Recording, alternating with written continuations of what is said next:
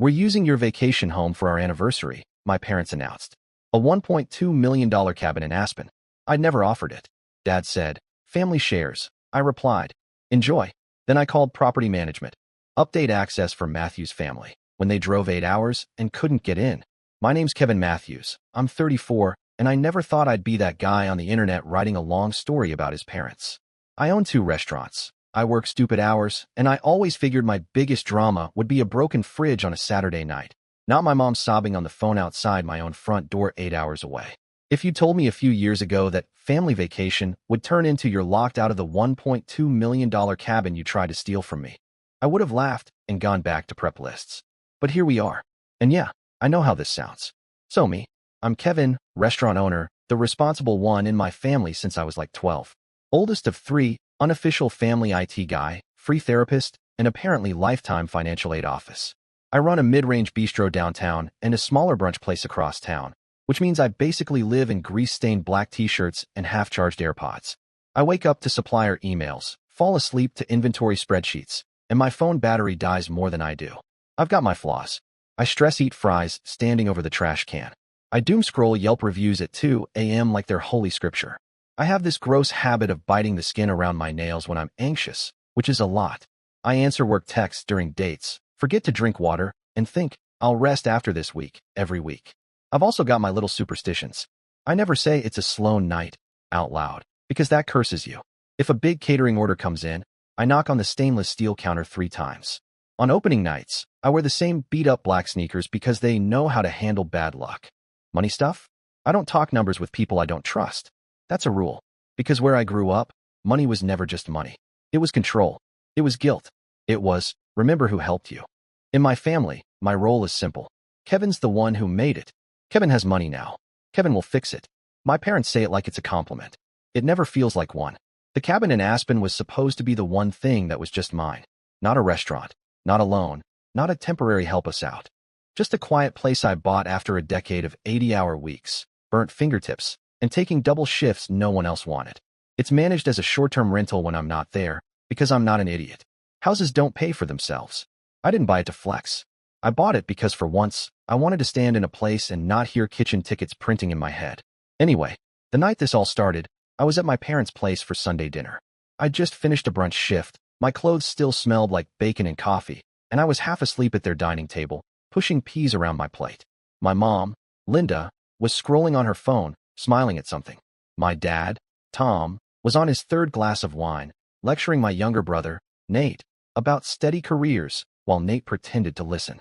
Mom suddenly looked up, bright and casual, like she'd just remembered something cute. Oh, by the way, she said, waving her fork like it was nothing. We're using your vacation home for our anniversary. I blinked. Sorry, what?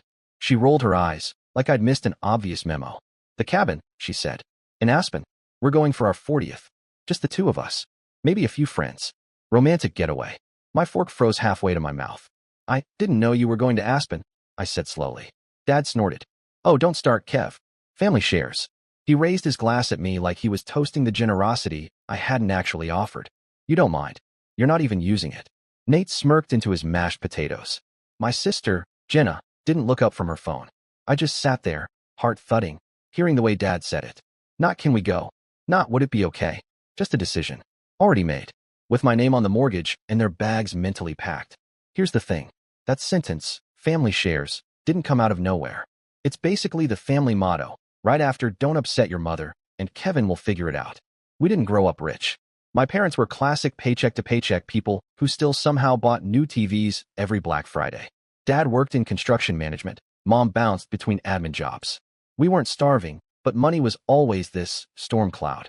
Bills on the counter, arguments in the kitchen, my parents whispering about overdraft fees when they thought we couldn't hear. From the time I got my first job washing dishes at 15, my money wasn't really mine. It was, Kev, can you put gas in the car until Friday? It was, we'll pay you back when taxes hit. Spoiler, they never did. In college, I stayed in-state, worked nights in a crappy diner, and sent money home every month because your little brother needs cleats and your sister's braces aren't covered. I didn't complain. I thought that's what you did. You help. You're a good son. Then I fell in love with restaurants. The chaos, the adrenaline, the tiny high when a table said that dish was the best thing they'd ever had. I busted my ass, climbed from line cook to sous chef to head chef, and eventually, after years of saving and signing my life away on loans, I opened my first place. My parents came to the opening night. Dad shook my hand like I was a business associate. Mom cried, but she still whispered, "Don't forget where you came from." I didn't. Trust me. They made sure. Anytime I posted a new menu or a photo of the restaurant on Facebook, the comments would start. "So proud of you," from relatives. And from Mom. "Our boy is doing so well. He insists on helping his family." And that's how I ended up paying Jenna's last semester of college after she forgot to apply for aid. Nate's DUI lawyer. My parents' property tax 1 year because they miscalculated. The medical bill for Mom's outpatient surgery because the insurance messed up. Every time, it was framed as temporary, as an emergency, as, "We'll pay you back when we can." There's always a win. It never comes. When I bought the cabin, I didn't announce it. I was tired. Tired of seeing the dollar signs roll in behind my mom's eyes anytime I mentioned good news. I closed on it quietly, told exactly 3 people: my business partner, my best friend, and my accountant. Of course, nothing stays secret forever. My cousin found the rental listing online because the algorithm recommended it to her. She texted my mom. Screenshots flew around faster than I could say non-refundable cleaning fee. My phone blew up. "Kevin," from Mom. "Is this your place?" "Wow, big man," from Nate. "Must be nice," from Jenna. That night, she called. "Why didn't you tell us?" Mom demanded, skipping hello. "You bought a whole mansion in Colorado and didn't think to mention it." "It's not a mansion," I said. "It's a cabin. 2 bedrooms, a loft. And I just wanted one thing that wasn't a group project." Dead silence, then a sharp laugh. "We're family, Kevin. We don't hide things. Family shares." I made the stupid mistake of explaining the business side of it. How the mortgage was high, how property taxes in Aspen were no joke, how I needed it rented most of the year just to break even. I mentioned the property management company and the digital lock system, thinking facts would calm her down. Instead, it did the opposite. "So you trust strangers in your home," Mom said, voice icy. "But not your own parents?" After that, the cabin became this symbol in every argument. If I said I couldn't cover something, Mom would sniff. "Should have thought of that before you bought your little ski palace." Dad would joke to relatives. "Ask Kevin. He's got Aspen money now." I tried to compromise. I told them, very clearly, "Look, if you want to go sometime, just ask in advance. We'll check the calendar. If it's not booked, you can stay. I just can't cancel paying guests last minute. That's my income." They said, of course, and I let myself believe them. Which brings us back to that Sunday dinner. After Mom casually announced they were using the cabin, she slid her phone across the table. On the screen was a group chat with some of their friends. Photos of the cabin. My cabin. A link to the rental listing. Her message at the top: "Tom and I are going here for our anniversary. Our son owns it, perks." My stomach dropped. "How long are you going for?" I asked. "A week," she said. "End of the month. We already told everyone. We might invite the Clarks to join for a couple nights." She looked at me like she expected me to be honored. "Did you check the dates with me?" I asked. "Kevin," Dad cut in, annoyed. "Stop being dramatic. It's your place. We're your parents. You're not renting it to strangers over us." I pulled out my phone under the table, thumb trembling as I opened the management app. I scrolled to the end of the month. The cabin was booked solid. High season.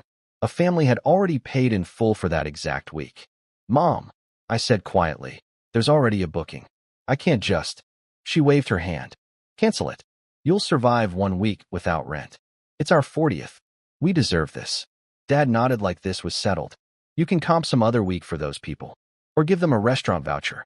Think big picture." Jenna finally glanced up. "Yeah, Kev, it's not that deep," she mumbled. "It's not like you can't afford it." I stared at my parents, at the screen with the booking info, at the faces of some random family whose vacation I'd be nuking. And I realized something ugly. My parents never once asked, "Can you?" Only, "You will." On the drive home that night, my phone kept lighting up with messages from Mom. Pinterest links for Aspen anniversary ideas. Screenshots of hot tubs. "Can you make sure there are fluffy robes? Do you have champagne glasses there? Bring extra blankets next time you visit." I drove in silence, fingers clenching the steering wheel, the mountain road hours away but already weighing on me. By the time I pulled into my apartment parking lot, One thought was echoing so loud in my head I couldn't ignore it anymore. If I gave in again, this would never stop. And if I didn't, I was finally going to find out what happened when I told my parents no for real. I tried to do it the polite way first.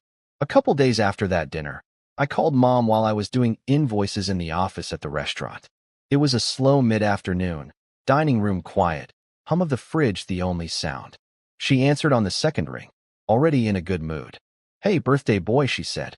"It wasn't my birthday. I was just looking at hiking trails near the cabin. Do you have good knives in the kitchen there? I'll do some cooking, give you a break from your fancy chef stuff." She laughed like we were on the same team. "Mom," I said, "we need to talk about the dates." Instant sigh. "Kevin, don't start." "I'm not starting. I'm trying to explain. There's already a family booked that week. They paid months ago. If I cancel, I get penalized, they get screwed, and I lose thousands. It's not just an empty house waiting for you." She was quiet for a beat, then her tone flipped. "So money is more important than your parents' anniversary now?" "Here we go." "That's not what I said," I replied, jaw tight. "You can go literally any other week that's open. I'll work with you. I'll even block dates if you tell me ahead of time. But I can't cancel this one. It's too close." Behind me, I could hear one of my line cooks banging pans in the kitchen. Lunch prep, real life, bills, payroll. "Tom," Mom called away from the phone. "Your son says we're not allowed to use the cabin for our anniversary because he wants strangers' money more than his parents." I closed my eyes. Dad's voice came booming through the speaker. "Are you serious, Kevin? After everything we've done for you?" I actually laughed. It came out sharp and humorless. "Everything you've done for me," I repeated. "Watch your tone," Dad snapped. "We raised you. We supported your little cooking dream. We let you live at home rent-free. You kicked me out when I was 19 because I wouldn't change my major," I reminded him. "That's not," he started, but Mom grabbed the phone again. "You know what?" she said. "Forget it. You're not canceling the strangers. We get it. We're not your priority. We'll still go. We'll just work around them." I frowned. "What does that even mean?" "We'll use it before they arrive," she said. "We'll leave the place spotless. They'll never know. It's our family home, Kevin. You don't get to gatekeep your own parents." "Mom, that's not how any of this works," I said. "There are liability issues, key codes, insurance. The management company." "Oh, the management company," she mocked. "Do they love you more than we do now? Are they your real parents?" Something in me just snapped. I thought about all the wire transfers labeled helping them out. The nights I stayed late at my restaurant, feeding them for free while they invited friends and bragged about my success. The time I postponed upgrading my kitchen equipment because Dad just needed a little cushion for a bad investment. I thought about a family from Texas who had booked that week months in advance, saved up, planned their one ski trip of the decade.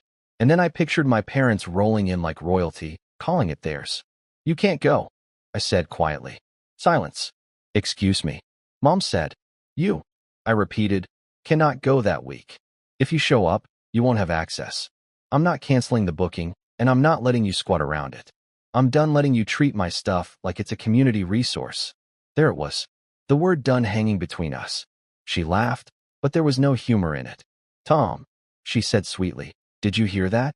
Our son says we can't go to his house. We're banned." Dad came back on, voice low and dangerous. "You listen to me," he said. "You are nothing without this family. We've carried you. We've given you everything. And now you want to play big man and lock us out of a house we helped you get. You didn't put a cent into it," I said, and my voice shook now, from anger, not fear. "I have the bank statements." Dad scoffed. "We gave you a roof growing up, food, rides to interviews. That's not money to you. That's being parents," I said. "You don't get equity for doing the bare minimum." He went quiet. Then, "You ungrateful." I pulled the phone away from my ear, heart pounding. Behind the glass, I could see my servers starting to set tables. Normal life. People who didn't think they owned me. "Okay," I said, and I cut him off. "I'm not doing this. Go or don't go. But you're not staying in the cabin. You want a trip to Aspen? Book a hotel like everyone else." "Kevin," Mom shrieked. "Don't you dare. Love you." I lied and hung up. My hands were shaking. I had to sit down. The rush of guilt hit first. Years of conditioning. You don't hang up on your parents. You don't talk back. You definitely don't tell them no. Then, slowly, Another feeling started to creep in under the panic. Relief. For the first time, I'd actually said what I meant instead of twisting myself into knots to make them comfortable. That relief lasted exactly 20 minutes. Then my phone buzzed with a text from Mom in the family group chat. From Mom. Since Kevin is being difficult, Dad and I are still going to Aspen for our anniversary. We're using his cabin because family shares. Don't worry, we raised him better than this. He'll come around. They decided for me. Again.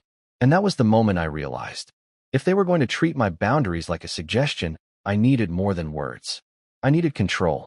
So I opened the property management app. Then I called my rep, Amy. Hey, Amy, I said, forcing my voice steady when she picked up. It's Kevin Matthews, Aspen Cabin, Unit. Yeah, that one. I need to update access for an upcoming stay. No problem, she said. What's changing? I looked at the family group chat still lighting up on my screen. Effective immediately, I said. Nobody gets into that house without a confirmed booking under their name. No early arrivals. No, we're just family. If the Matthews family shows up without a reservation, I exhaled. Deny access. And tell them to call me. I didn't remind them of anything after that. I didn't argue in the group chat when Mom wrote paragraphs about sacrificing so much for ungrateful children. I didn't respond when Jenna sent me screenshots of Mom crying all afternoon. I went to work. I ordered produce. I yelled about undercooked chicken. I pretended the countdown in my head to their trip wasn't real. The week of their anniversary, I watched the calendar like a hawk. Day before, they posted a picture on Facebook. 2 suitcases, matching neck pillows. Caption, off to celebrate 40 years in our son's Aspen home. He's so good to us.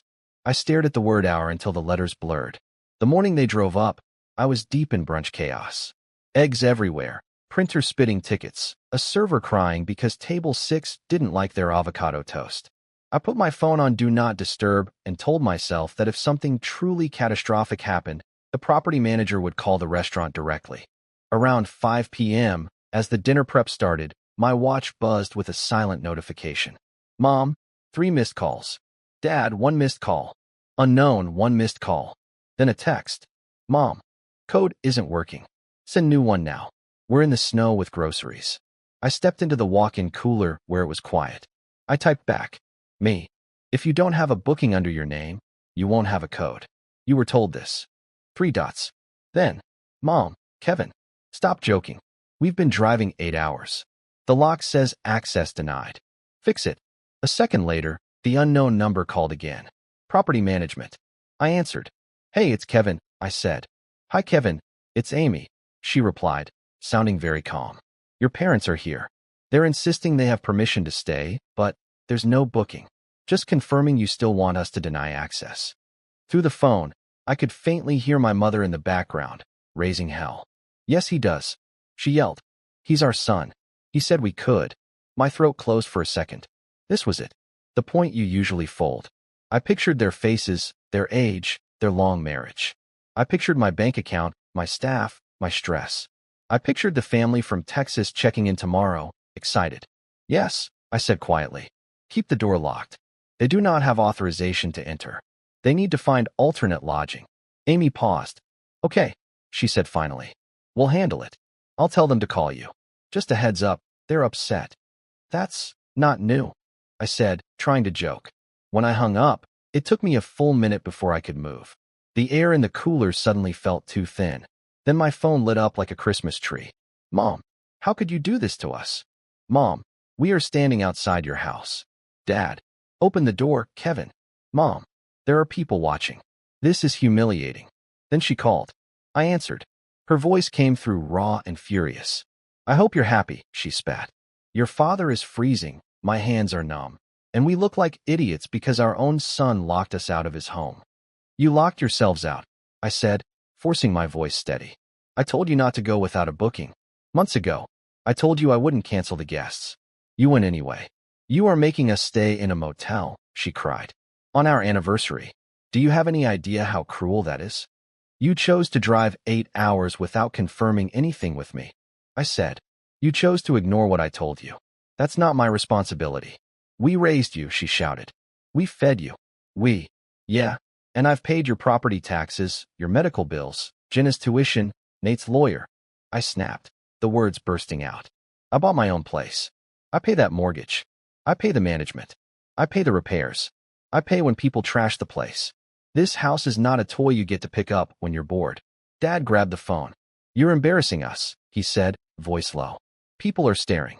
I almost laughed. Now you know how it feels, I said. Every time you announce to the world that I'll bankroll whatever you want. Every time you call my stuff. Ours like I'm your credit line. This is your mother, he hissed. This is my boundary, I said. You don't get to stomp over it because you're uncomfortable. He was quiet for a long second. Then, with a voice I'd heard 1,000 times when I was a kid, you'll regret this. He hung up. The guilt slammed into me harder than any heat wave. For a second, I thought I might throw up.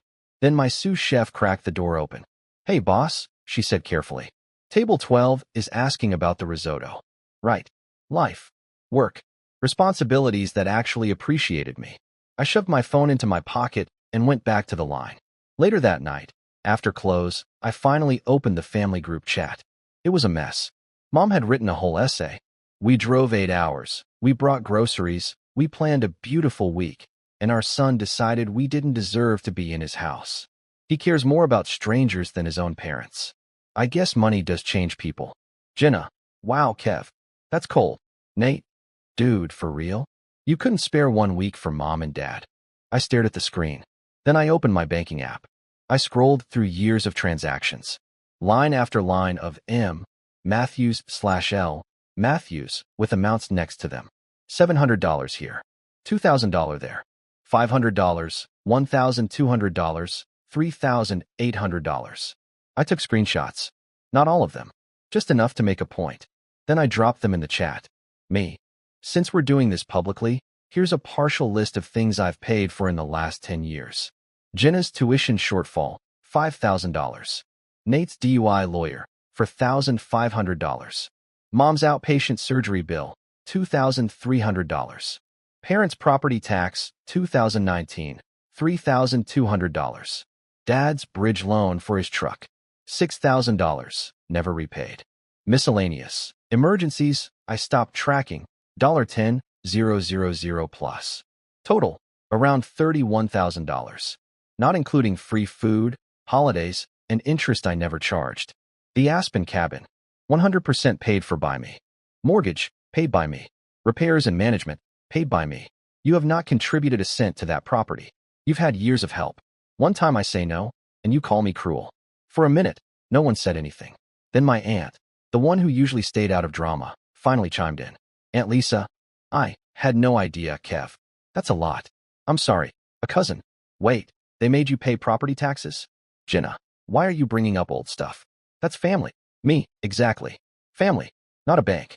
You don't get to demand access to everything I own and then act like I'm evil when I put a limit somewhere. You went to Aspen without a confirmed stay. That's on you. Mom started typing. Deleted. Started again. Then she posted one last message. Mom, enjoy your money, Kevin. I hope it keeps you warm when you're old and alone. Then she left the group chat. Nate followed. Jenna stayed, but went silent.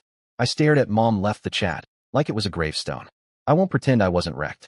I sat on a crate in the back hallway of my restaurant and cried like a kid. Ugly, hiccuping tears. My dishwasher pretended he didn't see. But even through the grief, there was this thin, steady thread of something else. Peace. No more vague threats. No more we'll see. The line was drawn. The next day, the family from Texas checked into the cabin. The management company sent me a photo of their kids building a snowman in the yard. Guests arrived, all good, Amy texted. I stared at the picture for a long time, then put my phone down. For once, I didn't feel guilty about choosing strangers over my parents. Because those strangers followed the rules, respected the space, and paid what they agreed to pay. My family. They'd been overdrawing my account for years. It's been a year since the Aspen incident. My relationship with my parents is basically dead. Mom blocked me. Dad sends a flat, happy birthday text I ignore. My siblings keep their distance too.